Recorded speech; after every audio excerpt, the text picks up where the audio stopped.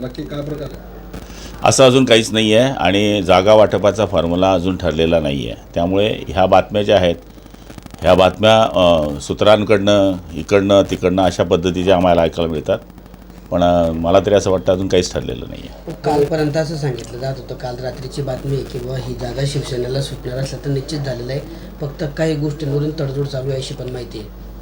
असं म्हणजे मी अजूनही कन्फर्म सांगू शकत नाही की जागा शिवसेनेला का भाजपला आहे. कोणती जागा महाराष्ट्रातली कोणाकडे आहे हे अजून सांगू शकत नाही, कारण की अजून तसं काही चित्र स्पष्ट नाही आहे. त्यामुळे हे सगळे सर्वस्व अधिकार जे आहे ते आदरणीय देवेंद्रजी, आदरणीय शिंदेसाहेब आणि सुनित्रा वहिनींना आहेत. त्यामुळे हा सगळा निर्णय घेण्याचे अधिकार त्यांना असल्यामुळे आज आपण बघत असाल की जळगाव जिल्ह्यामध्ये शिवसेना भाजपच्या पक्षाच्या लोकांनी जे संभाव्य उमेदवार आहेत त्यांनी फॉर्म्स घेतलेले पण भरलेले नाही आहे. याचा अर्थ आपण समजून घ्यावा.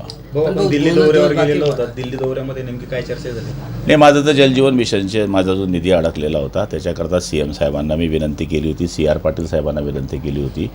त्या आधारावर दोघं उपमुख्यमंत्री, आदरणीय मुख्यमंत्री, मी आणि जवळपास जलसंपदाचे दोघं मंत्री, त्यांचाही जलसंपदाचा विषय होता.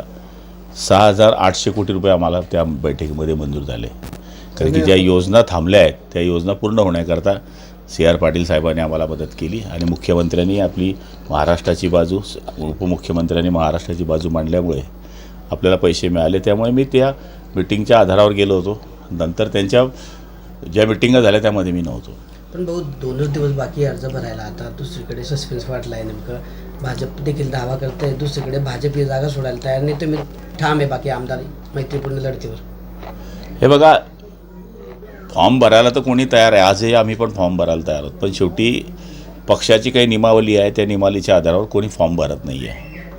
आता उमेदवार कोण ठरेल, युतीचा ठरेल तर तोही आम्हाला विचारला जाईल, तो आम्ही पण देऊ, तो पण विचारला जाईल, ते पण देतील, तो विचारला गेला पाहिजे. कारण की शेवटी उमेदवाराही सगळ्या गोष्टी अवलंबून आहेत. त्यामुळे शिवसेनेचा उमेदवार, भाजपचा उमेदवार, दोघांना एकमेकाच्या मदतीशिवाय उमेदवार निवडून येता येणार नाही अशी चित्र बऱ्याच ठिकाणी.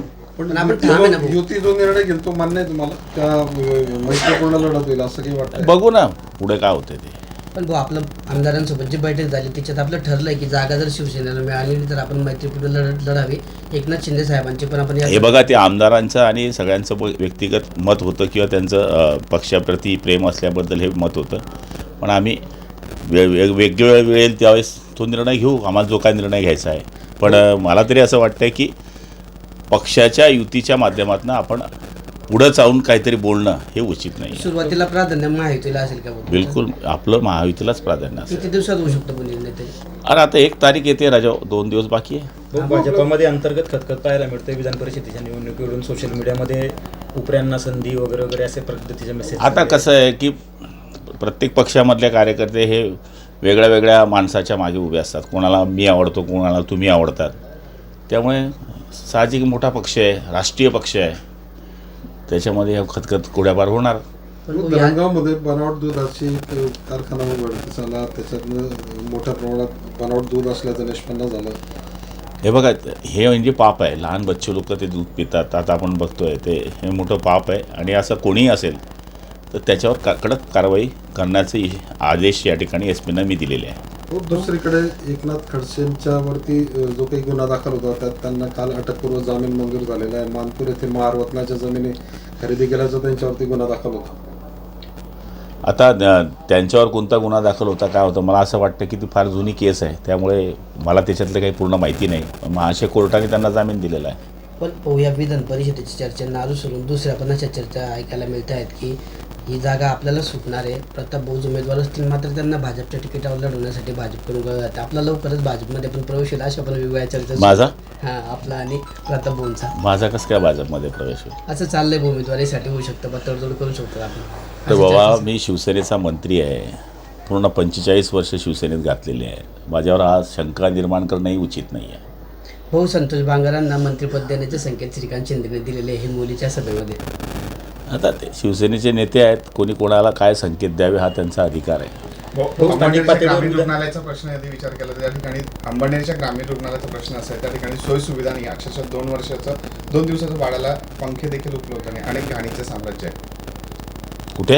अंबनेरमध्ये. ठीक आहे, आजच मी कलेक्टरशी बोलतो लगेच. आपल्याकडून निधी दिला जातोय पण त्याचा व्यवस्थित वापर केला जात नाही. बरं झालं तुम्ही मला माहिती दिली, कारण मी पण 4-5 दिवस इकडे नव्हतो. आजच त्याचं माहिती करून तपास करू आणि त्यांनी कुचराई केली असेल त्या अधिकाऱ्याला त्याच्या पद्धतीने त्याला नवीन पंखा दाखवू. कारण भाऊ हिंगोलीच्या घटनेनंतर आता गरोदर मातांचा प्रश्न आहे निर्माण आहे, तर त्या गरोदर मातांच्या वाढतच अक्षरशः सलाईन उघड्यावर पडलेला, इंजेक्शन उघड्यावर पडलेला, अशा बातम्या माध्यमांनी प्रकाशित केल्यानंतर मी कलेक्टरना आजच तिकडे पाठवतो आणि वेळ पडली तर मी पण हॉस्पिटलला भेटेल. पाऊस जरांगे पाटील पुन्हा उपोषणाला बसणार आहे 30 तारखेपासून. त्यांनी बसू नये. चर्चेवर प्रश्न सुटतात, चर्चा केल्याशिवाय प्रश्न सुटत नाही. तर आता आमचे काही मंडळी महायुतीची जाणार आहे असं मी ऐकतो आहे आपल्या चॅनलमार्फत. काहीतरी तोडगा निघेल. विधान परिषद निवडणुकीच्या पार्श्वभूमीवर आता आपण जळगाव जिल्ह्यात आहात, परत काही पुन्हा बैठक होणार आहे, चर्चा होणार आहे, किंवा आपण ज्याला म्हणतो भाजपसह शिंदे आमदारांची तुमची काही आमची बैठक 2 वेळेस झाली आहे. आता काल पण मी शिंदे साहेबांशी बोललो आहे. त्यामुळे पुन्हा नेत्यांना हे करण्यापेक्षा त्यांना माहिती आहे की आपल्याला किती जागा लढायच्या आहे, त्यांनाही माहिती आहे. आणि हे आम्ही कितीही म्हणलं तर अमर अकबर अँथोनी त्यांच्यावर सगळं अवलंबून आहे. ठीक आहे.